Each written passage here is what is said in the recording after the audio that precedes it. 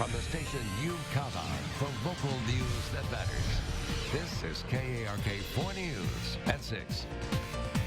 Some Central Arkansas religious schools and organizations fear they may have to close their doors depending on a court ruling. Good evening. Thanks for joining us at 6. I'm Bob Clausen. And I'm Ashley Ketz. It's a ruling that could come with a huge cost to the funding of religious programs. I think it is something that we definitely need to worry about.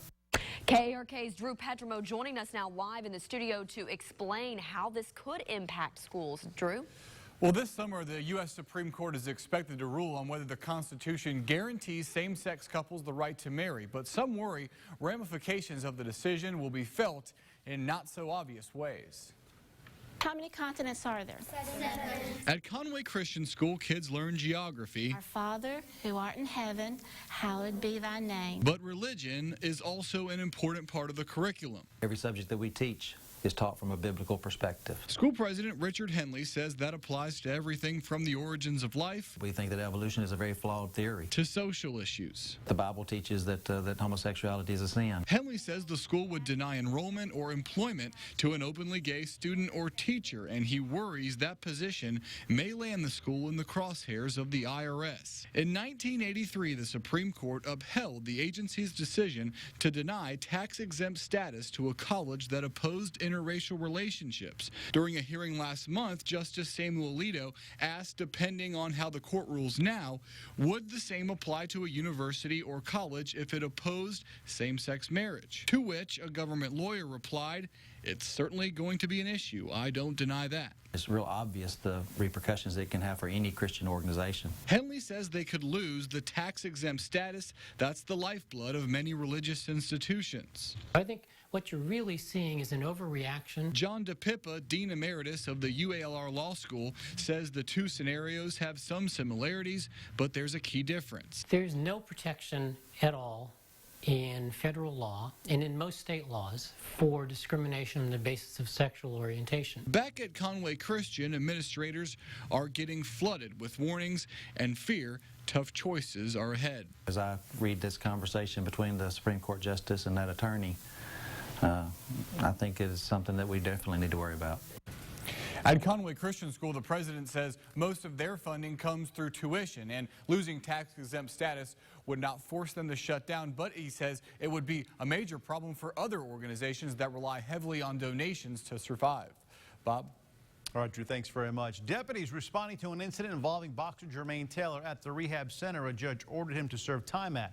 The boxer is waiting for a jury trial, facing charges for 2 separate incidents over the last year. Tonight, KARK4's Josh Berry, who's been following this case, joins us with the latest. What do we find out today, Josh? Well, Bob, Pulaski County deputies were notified the boxer may have been involved in a fight. According to an incident report from last night, a witness at the rehab center heard what sounded like someone falling and saw Jermaine Taylor standing nearby saying in a roundabout way, "Why do you keep messing with me?" He made a comment, but that comment alone doesn't make a charge. No charges have been filed against boxer Jermaine Taylor for an incident he may have been involved in Wednesday night. According to the Pulaski County Sheriff's Office, the director of Oasis Renewal Center in West Little Rock called deputies that night about 7, saying he believed Taylor had possibly hit another resident. Sources tell us, however, Taylor may have been defending himself, and the victim also later told deputies he didn't remember who hit him at all. He remembered eating, and then he woke up and staff was over him, treating him. A judge ordered Taylor to the West Little Rock Rehab Center in March. He's awaiting trials for 2 separate incidents, accused of shooting his cousin and threatening another man last August, then having that bond revoked in January for an incident at Little Rock's MLK parade. According to this incident report, no one ever actually saw Taylor laying hands on the man, which ties the hands of law enforcement. You don't want to rush and go into something just because somebody speculates it. You know, at this point, we don't have anything to go on necessarily. Now, the prosecutor's office has not received anything on this, so it seems Taylor's stay at the rehab center won't be jeopardized at this point. Taylor has another court date set for the end of this month. Bob, back to you. All right, Josh, thanks very much. Over the past year, the former middleweight champion has found himself in the middle of several incidents. Last August, Taylor was arrested and accused of shooting his cousin, Tyrone Hinton. Boxer has pled not guilty to charges of battery and terroristic threatening connection to that. Then in January, Taylor was accused of holding a gun to a man's head at the Martin Luther King Jr. parade. The former boxer's bond was revoked, and the International Boxing Federation stripped him of his championship titles. He's expected to face a judge for that case in September.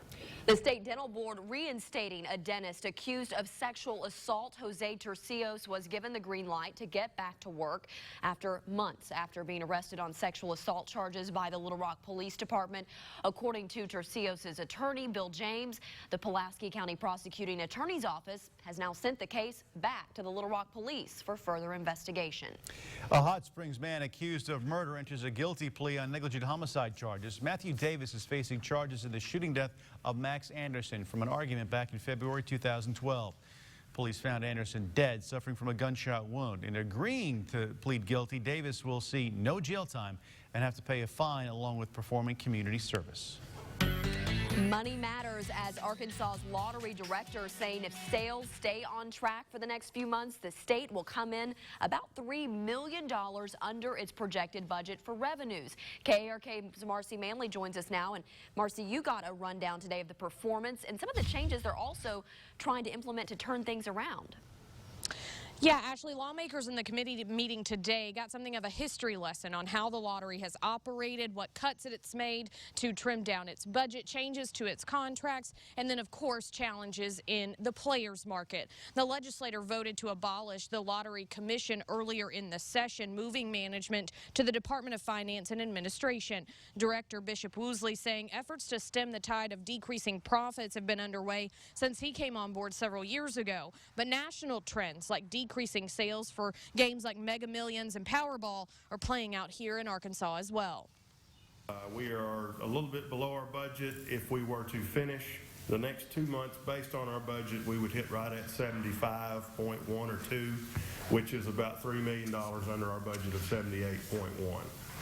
Now, Woosley reporting over the past 5 years, more sales have topped $2 billion, resulting in more than 150,000 students receiving scholarships, and that brings the total of scholarship dollars doled out to more than $500 million. Woosley and other lottery officials hoping that a push from Mega Millions and Powerball jackpots over the next few weeks could actually help them reach closer to that projected budgeted amount for sales, but that'll just have to wait and see.